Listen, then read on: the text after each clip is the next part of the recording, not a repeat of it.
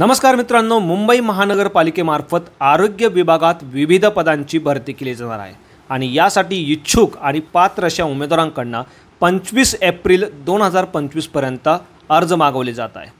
मित्रांनो, 65 वर्षापर्यंत तुमचं वय असेल तुम्ही या पदांसाठी ॲप्लिकेशन करू शकणार आहे, ज्यासाठी 75,000 पर्यंत पगार तुम्हाला दिला जाणार आहे। बाकी कोण अप्लाय करू शकतं, कसं अप्लाय करायचं, संपूर्ण माहिती सविस्तरपणे आज या व्हिडिओच्या माध्यमातून आपण बघणार आहोत। यासाठी व्हिडिओला शेवटपर्यंत नक्की बघा। चला तर सुरू करू आजचा हा व्हिडिओ।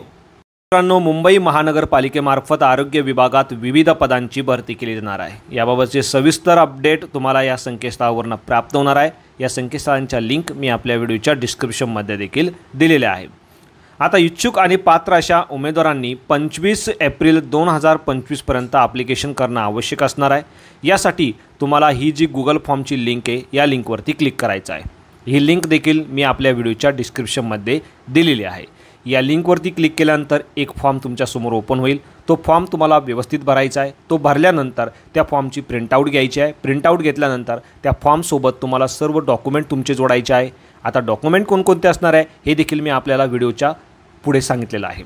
याचबरोबर तुम्हाला या फॉर्मबरोबर जी ऑनलाईन पेमेंट तुम्ही करणार आहे त्या ऑनलाईन पेमेंटची पावती जोडणं देखील आवश्यक असणार आहे। या सर्व गोष्टी तुम्हाला एका एन्व्हेलोपमध्ये व्यवस्थित सीलबंद करायच्या आहे आणि त्या एन्व्हेलोप तुम्हाला दिलेल्या ॲड्रेसवरती पाठवायचा आहे। ॲड्रेस तुम्ही बघू शकता, मुंबई जिल्हा क्षयरोग नियंत्रण संस्था, उपकार्यकारी आरोग्य अधिकारी यांचे कार्यालय, पहिला माळा, बावलावाडी म्युनिसिपल कॉर्पोरेशन, होल्टास हाऊस समोर, डॉक्टर बाबासाहेब आंबेडकर रोड, चिंचपोकळी, मुंबई येथे समक्ष जाऊन किंवा कोरिअरद्वारे तुम्ही हा तुमचा फॉर्म पाठवू शकणार आहेत। आता मित्रांनो, कोणकोणते पद या ठिकाणी भरले जाणार आहेत ते तुम्ही बघू शकता। यामध्ये वैद्यकीय अधिकारी, जिल्हा क्षयरोग केंद्र, वरिष्ठ वैद्यकीय अधिकारी, वैद्यकीय महाविद्यालय, सूक्ष्मजीवशास्त्रज्ञ, साथीचे रोग विशेषज्ञ, वरिष्ठ डॉट्स पर्यवेक्षक, सांख्यिकी सहाय्यक, टीबी हेल्थ व्हिजिटर, औषध निर्माता, प्रयोगशाळा तंत्रज्ञ, पीपीएम समन्वयक, भंडार सहाय्यक, वरिष्ठ उपचार पर्यवेक्षक, वरिष्ठ प्रयोगशाळा तंत्रज्ञ सारखी महत्त्वाची पदं जी आहे ती भरली जाणार आहे। प्रत्येक पदासाठी किती वॅकन्सी असणार आहे, काय एज्युकेशन क्वालिफिकेशन असणार आहे, काय वयोमर्यादा असणार आहे आणि पेमेंट किती असणार आहे, संपूर्ण डिटेल तुम्ही या ठिकाणी बघू शकणार आहात। यामध्ये तुम्ही बघू शकता वरिष्ठ प्रयोगशाळा तंत्रज्ञ या पदासाठी तुमचं medical microbiology, applied microbiology, general microbiology, biotechnology, biochemistry या विषयातनं MSc असणं आवश्यक असणार आहे, ज्यासाठी 25,000 रुपये प्रति महिना पगार तुम्हाला दिला जाणार आहे। त्यानंतर पुढचं जे पद आहे मित्रांनो, वरिष्ठ उपचार पर्यवेक्षक हे पद असणार आहे। या पदासाठी दिलेल्या विषयातनं बॅचलर डिग्री तुमच्याकडे मागितलेली आहे आणि असे उमेदवार 65 वर्षापर्यंत या ठिकाणी ॲप्लिकेशन करू शकणार आहे, ज्यासाठी 20,000 रुपये प्रति महिना पगार तुम्हाला दिला जाणार आहे। त्यानंतर भंडार सहाय्यक म्हणजे स्टोअर असिस्टंट हे पद असणार आहे।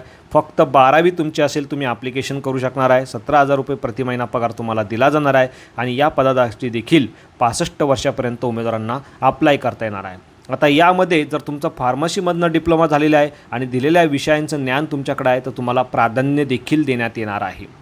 त्यानंतर पुढचं जे पद आहे पीपीएम समन्वयक हे पद असणार आहे। पोस्ट ग्रॅज्युएशन आणि 1 वर्षाचा एक्सपिरियन्स दिलेल्या विषयातनं या ठिकाणी या पदासाठी मागितलेला आहे, ज्यासाठी 20,000 रुपये प्रति महिना पगार तुम्हाला दिला जाणार आहे।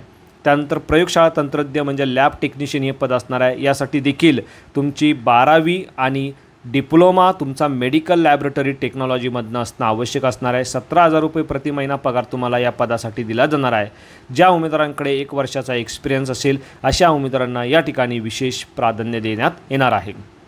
त्यानंतर औषध निर्माता म्हणजे फार्मासिस्ट हे पद असणार आहे। यामध्ये फार्मसीमधनं तुमची डिग्री किंवा डिप्लोमा आहे, 1 वर्षाचा एक्सपिरियन्स आहे तुमच्याकडे ड्रग्ज मॅनेजमेंटचा, तर तुम्हाला या ठिकाणी अप्लाय करता येणार आहे, ज्यासाठी 17,000 रुपये प्रति महिना पगार तुम्हाला दिला जाणार आहे। त्यानंतर टीबी हेल्थ व्हिजिटर असेल किंवा सांख्यिकी सहाय्यक असेल अशा प्रत्येक पदासाठी तुम्ही काय एज्युकेशन गरजेचं आहे ते बघू शकणार आहात। सांख्यिकी सहाय्यक म्हणजे स्टॅटिस्टिकल असिस्टंट या पदासाठी कम्प्युटर ॲप्लिकेशनमधनं पदवी असणं आवश्यक असणार आहे।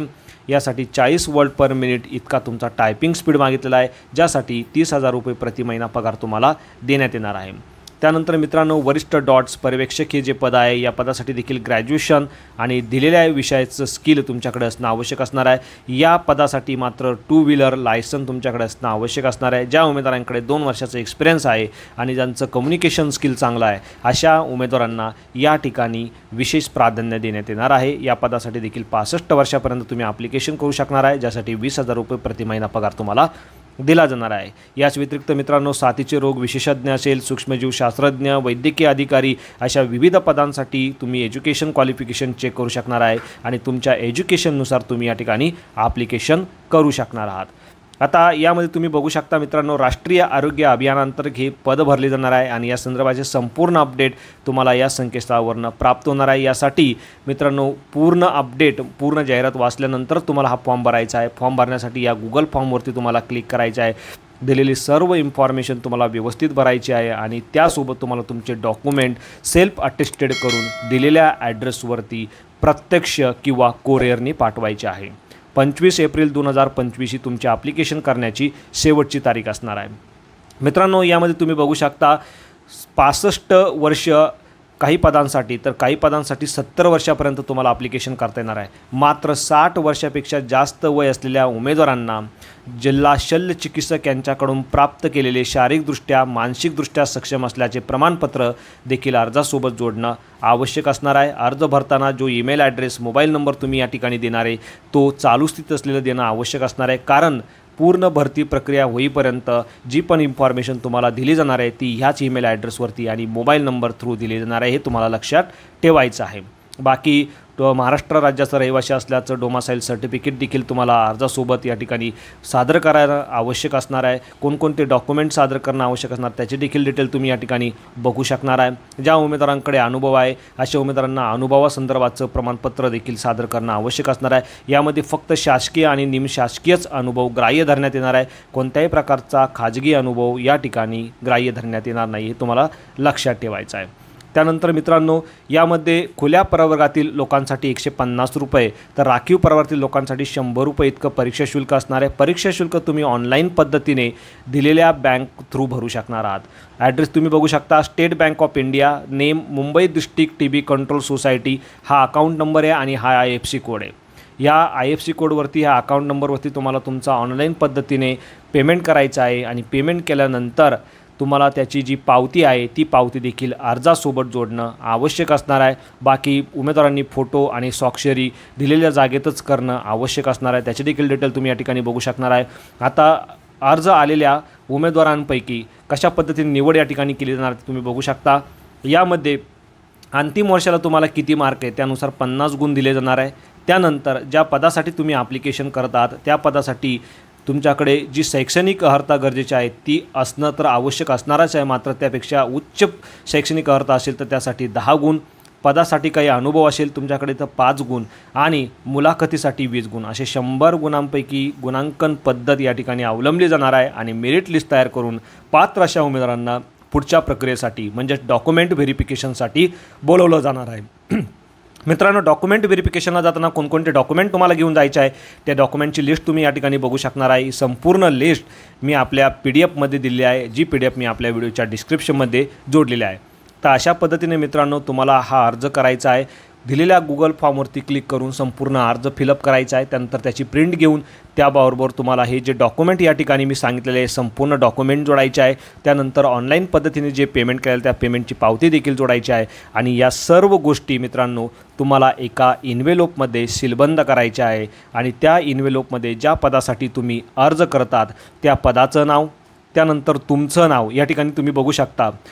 त्या लिफाफ्यावर तुम्हाला महानगरपालिकेचे नाव म्हणजे मुंबई महानगरपालिका, बृहन्मुंबई महानगरपालिका असं नाव लिहायचं आहे। त्यानंतर तुमचं नाव, पदासाठी ज्या तुम्ही अर्ज करता पदाचं नाव लिहायचं आहे आणि दिलेला इन्व्हेलोप तुम्हाला समक्ष जाऊन किंवा कोरिअरनी मी जो ॲड्रेस सांगितलेला आहे वरती त्या ॲड्रेसवरती सबमिट करायचा आहे। तर अशा पद्धतीने मित्रांनो व्हिडिओ हा अत्यंत महत्त्वपूर्ण होता। व्हिडिओ आवडल्यास नक्की शेअर करा, चॅनलवरती पहिल्यांदा आला असाल चॅनलला सबस्क्राईब करा, बेल आयकॉनला प्रेस करा, कारण असेच महत्त्वपूर्ण व्हिडिओ मी नेहमी आपल्यासाठी घेऊन येत असतो। So thank you for watching.